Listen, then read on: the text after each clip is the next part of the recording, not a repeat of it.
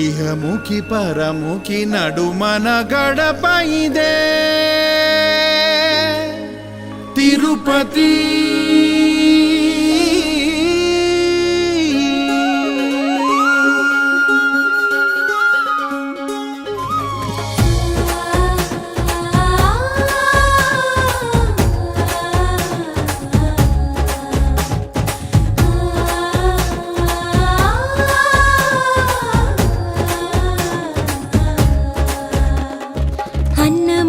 ఘంటమును పట్టినది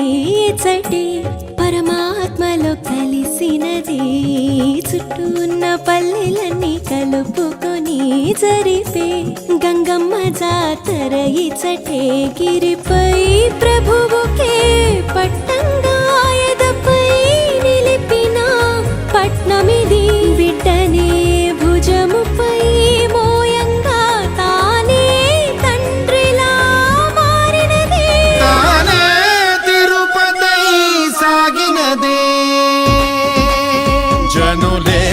తరలి చేరే కిటకిటల పర్యాటకుల పట్టణం